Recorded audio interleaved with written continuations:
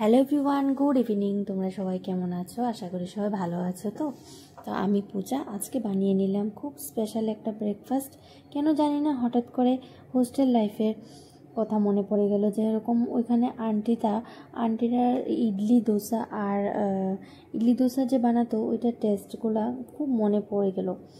তো মনে তো পড়ে মাঝে মাঝে, তো বাট আজকে তাই আন্টিকে একটু কপি করলাম আর কি, কপি করার চেষ্টা করেও করলাম। তো প্রথমে বলি, পারফেক্ট দোসা ইডলি বানানোর কিন্তু খুব ভালো একটা ট্রিক্স আছে।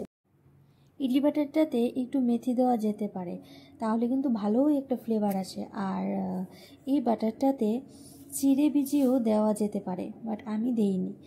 কিন্তু খেতে কিন্তু খুব ভালো লাগে, চিড়েটা দিলেও ভালো লাগে। আর চিড়েটা দিলে কিন্তু আরও একদম খেতে যেমন ভালো লাগে, যেমন সেরকমই তুলতুলে হয়ে যায়।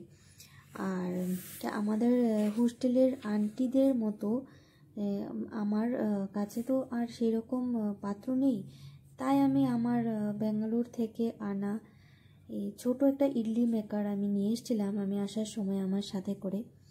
তো ওইটা দিয়ে আমি বানিয়ে নিলাম আর কি আজকে। তো মাঝে মধ্যে বানাই অনেক সময়, তো ভাবলাম আজকে এবার ইডলি ব্যাটারটা বা তোমাদের সাথে রেসিপিটা একটু শেয়ার করি। আর সাথে বানিয়েছিলাম নারকেলের একটু চাটনি। তো এটা আমি কোনোদিনও ট্রাই করিনি আগে, বাট এবার ট্রাই করলাম আর কি। এখন তো অনেক সময় কি দেখি, অনেক নতুন নতুন ডিজাইনের ইডলি মেকার বেরিয়েছে বা আরও অনেক বড় বড়, বাট এটা আমার একটা ইমোশন, এটা আমি নিচে নিয়ে এসেছিলাম ওইখান থেকে। তো এটা আমার কাছে খুবই পছন্দের একটা জিনিস, তো এটা দিয়ে আমি সবসময় বানাই মাঝে মধ্যে আর কি।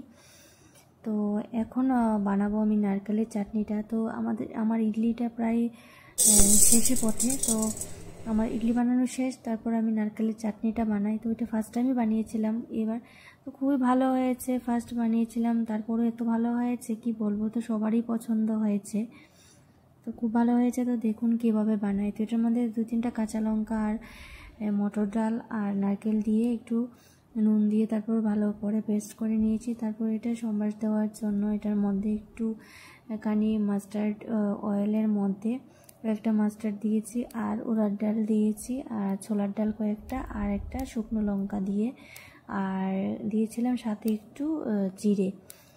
তো জিরে দিয়েছিলাম, এক্সট্রা অর্ডিনারি ছিল এটা, বাট ভালোই হয়েছে, খারাপ হয়নি। তো জিরেটা না দিলেও চলে।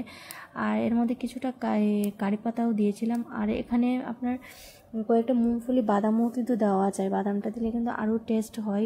পেস্টের কথা বলছি, পেস্টের মধ্যে একটু ভেজে তারপর দিতে হয় আর কি।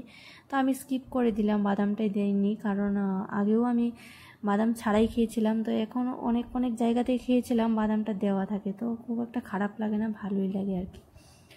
তো আজকের ভিডিওটা তোমাদের কীরকম লেগেছে অবশ্যই একটা কমেন্টসের মাধ্যমে জানাবে। তো তোমরাও বাড়িতে ট্রাই করে খেয়ে দেখো, খুবই ভালো লাগে। টাটা সবাই।